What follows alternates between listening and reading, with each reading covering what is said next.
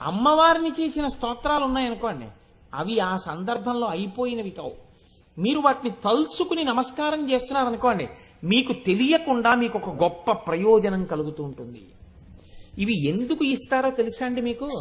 ఇవి ఇవ్వడం వెనకాతల చాలా పెద్ద రహస్యం ఉంటుంది. అవి అన్వయం చేసుకుని విని ఒక్కసారి నీ జీవితాన్ని ధన్యం చేసుకో అని చెప్పడానికే ఈ నామం వచ్చింది. మీకు నేను ఒక ఉదాహరణ చెప్తాను. సర్వమంగళమాంగళ్యే శివే సర్వార్థ సాధికే శరణ్యే త్రయంబకే దేవి నారాయణి నమోస్తుతే. ఇదొక శ్లోకం. ఇది ఎక్కడదో తెలుసా అండి? చండీ మంత్రము యొక్క మాలార్ణవము అని చెప్పి అమ్మవారి యొక్క దేవీ వైభవము అని ఒకటి ఉంది. ఆ దేవీ వైభవాన్ని వర్ణించేటటువంటి ఘట్టంలో ఈ శ్లోకం ఉంది. ఈ శ్లోకంలో ఏమంటారంటే సర్వమంగళ మాంగళ్యే శివే సర్వార్థ సాధికే.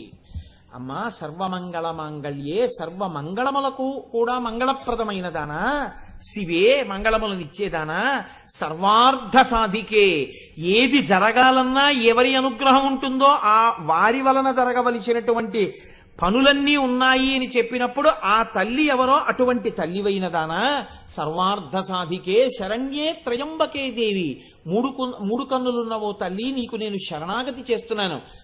శరణ్యే త్రయంబకే దేవి నారాయణి నమోస్తుతే, నారాయణి నారాయణుని చెల్లెలా నీకు నమస్కరించుతున్నాను. ఇది బాహ్యార్థం. అసలు ఈ శ్లోకం వెనకాతల ఉండేటటువంటి చాలా పెద్ద రహస్యం ఏమిటో తెలుసా అండి? ఇప్పుడు మీరు సర్వమంగళ మాంగళ్యే శివే సర్వార్థ సాధికే శరణ్యే త్రయంబకే దేవి నారాయణి నమోస్తుతే అన్నారనుకోండి స్నానం చేసి, లేకపోతే మీ పిల్లలతో అనిపిస్తున్నారనుకోండి, మీకు తెలియకుండా మీ ఇంట్లో ఏం జరుగుతుంటుందో తెలుసా అని అడిగింది శాస్త్రం. ఏం జరుగుతుంది అంటే, మంగళకరమైనటువంటి వస్తువులు ప్రపంచంలో కొన్ని ఉన్నాయి.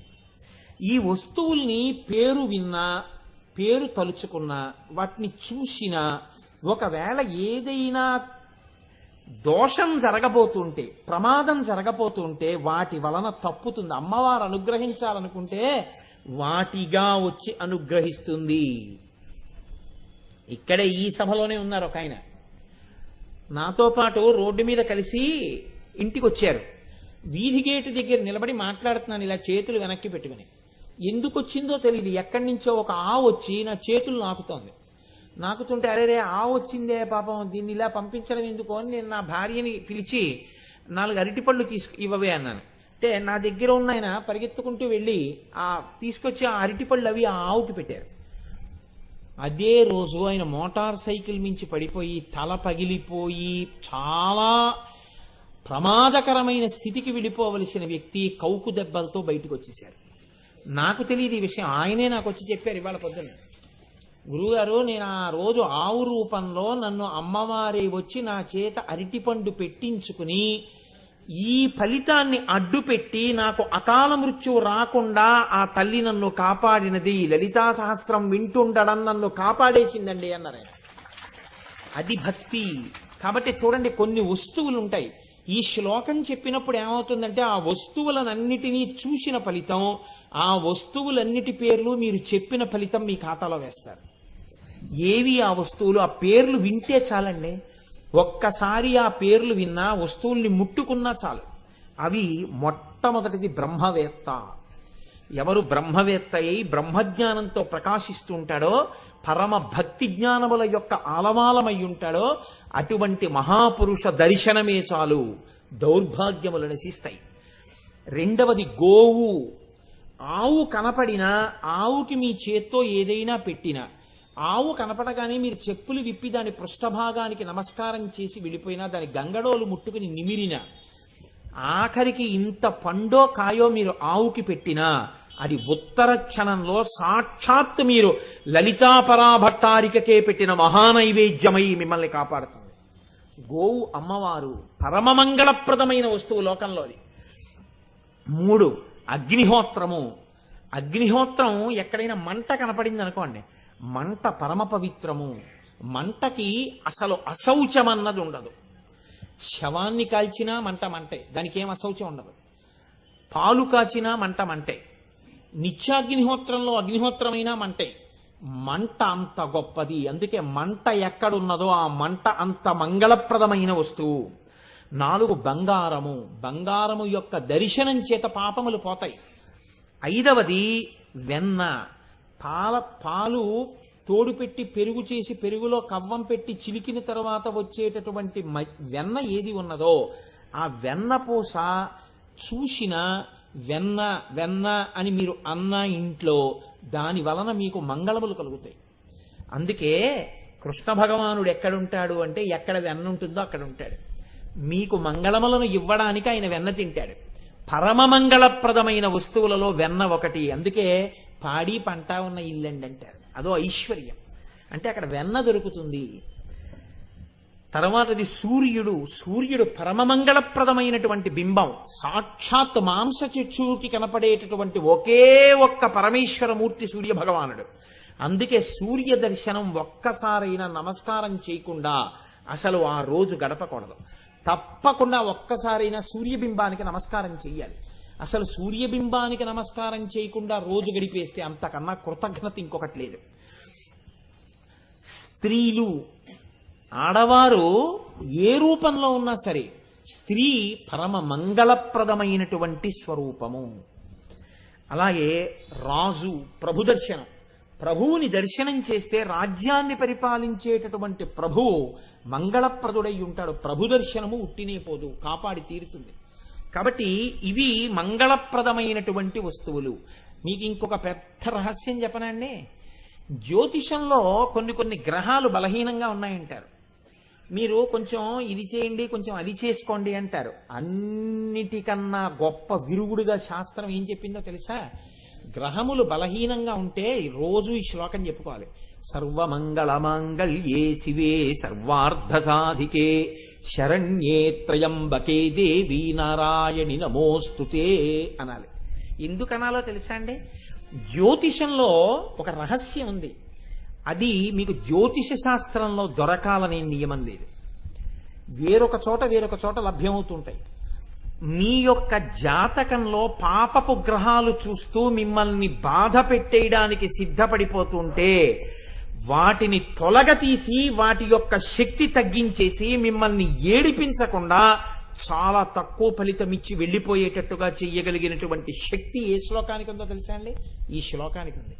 ఈ శ్లోకం మీరు చెప్పగానే అమ్మవారు ఆ శ్లోకంలోంచి కొన్ని వస్తువులుగా ప్రకాశిస్తుంది. వీటిని మీరు తలుచుకున్నా, వీటిని మీరు విన్నా, వీటి గురించి చెవిలో పడినా అమ్మవారి అనుగ్రహం కలుగుతుంది. అవే ఒకటి పెరుగు.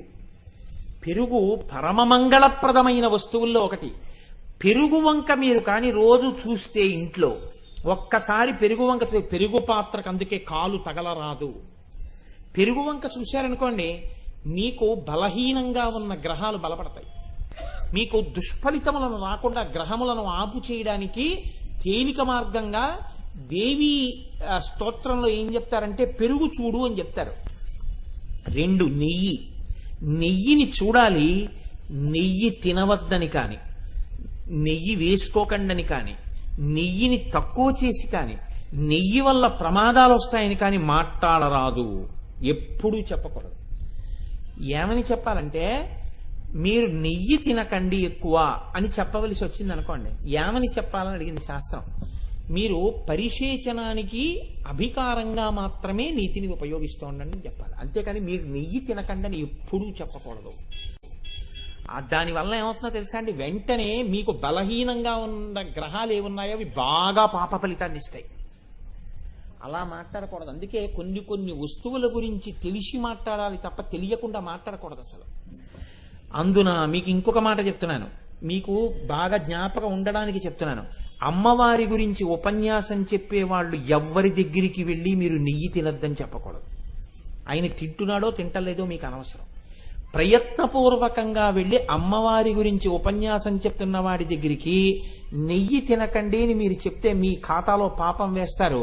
నేను అబద్ధం చెప్పాననుకుంటే ఈ అధ్యాయం దేవీ భాగవతంలో ఉందో లేదో మీరు చదువుకోండి. అలా చెప్పకూడదు. కొన్ని పరమమంగళప్రదమైన వస్తువులు ఉంటాయి, వాటి గురించి ఎన్నడూ అన్యంగా ప్రస్తావన చేయరాదు. కాబట్టి నెయ్యి, పాల గిన్నెకి అందుకే కాలు తగలరాదు. అందుకే కొత్తింట్లోకి వెడితే పాలు పొంగిస్తారు. పాలవంక మీరు చూసి పాలకి నమస్కారం చేస్తే మీ గ్రహాలు బలపడతాయి. మంగళప్రదమైనటువంటి వస్తువు, అందులో అమ్మవారు ఉంటుంది. సిద్ధార్థము, మీరు కష్టపడి సంపాదించి తెచ్చుకున్న డబ్బు అంతా బ్యాంకులో పెట్టకూడదు, కొంత ఇంట్లో ఉండాలి. అందుకే మీరు సిద్ధంగా తెచ్చుకున్న డబ్బు ఒక్కసారి చూసి నమస్కారం చేస్తే మీ గ్రహములు బలపడతాయి. 2 తర్వాతది పసుపుని ఎన్నడూ కాలు తరగడం కానీ తృణీకరించడం కానీ ఎప్పుడూ చెయ్యరాదు. పసుపు పరమ మంగళ ద్రవ్యము. తులసి పరమ మంగళ ద్రవ్యము. ఇవి జ్యోతిష సంబంధంగా నేను చెప్తున్నవి. తులసి చెట్టు వంక రోజు చూసినా, తులసి చెట్టులో నీళ్లు పోసినా మీకు పాప ఫలితాలని పాపగ్రహాలు విశేషంగా ఇచ్చేయకుండా రక్షిస్తాయి. అమ్మవారు రక్షిస్తుంది తులసిగా. అందుకే ప్రతి ఇంట్లో తులసి పెట్టి నీళ్లు పోయిందంటారు మన వాళ్ళు. కారణం తులసి. అద్దము, అందుకే వేళాపాళా లేకుండా అద్దం బద్దలుగొట్టారా అంటారు. అందుకే పగిలిన అద్దమునందు ముఖము చూసుకొనరాదు. ఇంట్లో అద్దం పగిలిపోయిందనుకోండి, మీరు వెంటనే ఆ అద్దాన్ని విడిచిపెట్టేయాలి తీసుకెళ్ళి. అద్దాన్ని చాలా జాగ్రత్తగా పట్టుకోవాలి తప్ప అద్దం పగిలిపోయేటట్టుగా ఎప్పుడూ ప్రవర్తించరాదు. అద్దము మీ జాతకంలో ఏవైనా గ్రహాలు బలహీనంగా ఉంటే ఇంట్లో అద్దం పగలడం ఒక్కొక్కసారి ఇబ్బంది. అందుకని అద్దమునందు అమ్మవారి యొక్క శక్తి ఉంటుంది. అద్దంలో ఓసారి చూసుకుంటే మంగళం కలుగుతుంది. అందుకే పెళ్లి కొడుక్కి స్నాతకం చేసినప్పుడు అద్దం చూపిస్తారు. చూపించి ఇంక ఇవాళ నుంచి నువ్వు అద్దం చూసుకో అని చెప్తారు. ఎందుకంటే ఆయన 10 కాలాలు ఉండాలి, దానివల్ల ఆవిడ పసుపుతాడు ఉండాలి, ఆ కుటుంబం వృద్ధిలో ఉండాలి. అద్దం మంగళ వస్తువు, అమ్మవారి అనుగ్రహాన్ని ఇస్తుంది. పుష్పము, పువ్వు ఎక్కడన్నా కింద కనపడింది అనుకోండి, ప్రత్యేకించి సువాసిని ఎప్పుడు ఆ పువ్వును అలా వదిలిపెట్టి వెళ్ళకూడదు. తీసి గోడ మీద చెట్ల కిందో పెట్టి వెళ్ళాలి తప్ప పువ్వును అలా విడిచిపెట్టి వెళ్ళకూడదు. అమ్మవారు ఉంటుంది పువ్వులందు. పువ్వు అంత గొప్పది, ఇది గ్రహములను కూడా శక్తినివ్వగలదు. తర్వాతది బిల్వపత్రము. బిల్వపత్రం అంత గొప్పది. దర్శనం స్పర్శనం పుణ్యం, స్మరణం పాపనాశనం. తలుచుకున్నా చాలు, చూసినా చాలు, ముట్టుకున్నా చాలు బిల్వవృక్షాన్ని. మనకి ఇక్కడ దేవాలయంలో బిల్వవృక్షం పక్కనే అమ్మవారు ఉంటుంది. అది విచిత్రం. అందుకే అంత శక్తివంతురాలు. కాబట్టే లలితా సహస్రం ఉపన్యాసాలు చేయించి కోటి కుంకుమార్చన చేయిస్తోంది ఆవిడ. బిల్వపత్రము. ఆ తరువాతది ఎవరో తెలుసా అండి? సువాసిని. బొట్టు పెట్టుకున్న ఆడదాన్ని కానీ మీరు ఇలా ఒకసారి చూసి నమస్కారం చెయ్యగలిగితే మీకు జాతకంలో బలహీనంగా ఉన్న గ్రహాలు కూడా మిమ్మల్ని ఇబ్బంది పెట్టలేవు. సువాసిని దర్శనం అంత గొప్పది. అందుకే సువాసినియే అమ్మవారు. సువాసిని కానీ అమ్మవారిని ఒక్కసారి పైనుంచి కిందకి, కింద నుంచి పైకి చూసింది అనుకోండి, అమ్మవారు ఎంత సంతోషపడిపోతుందంటేనండి, పరవశించిపోయి తల్లి ఉత్తర క్షణంలో ఆ సువాసిని యొక్క సౌభాగ్యాన్ని మరింత బలవత్తరం చేసేస్తుంది. చేసి పొంగిపోతుంది ఆవిడ. కాబట్టి సువాసిని. ఈ వస్తువులన్నీ తలుచుకుంటే, ఈ వస్తువులన్నీ చూస్తే ఎంత ఫలితం వస్తుందో, ఎన్ని మంగళములు వస్తాయో, ఇన్ని మంగళములు రావడానికి ఈ వస్తువులకి గొప్పతనం ఏ వస్తువులోంచి వచ్చిందో ఆ వస్తువు అమ్మవారు. ఆవిడ్ని తలుచుకోవడానికి ఈ శ్లోకం ఎవరు చదువుతారో దేవీ మహాత్మ్యంలోంచి వారు ప్రతి ఈ వస్తువులన్నీ రోజు వెళ్ళి చూసినట్టే. రోజు ఈ వస్తువులన్నీ పరమ పవిత్రంగా చూసి నమస్కారం చేసుకున్నట్టే. కాబట్టి ఈ శ్లోకం ఎక్కడ చెప్తారో ఆ శ్లోకం విన్నా, శ్లోకం చదివినా అటువంటి వారికి అమ్మవారి అనుగ్రహం అంత కలుగుతుంది.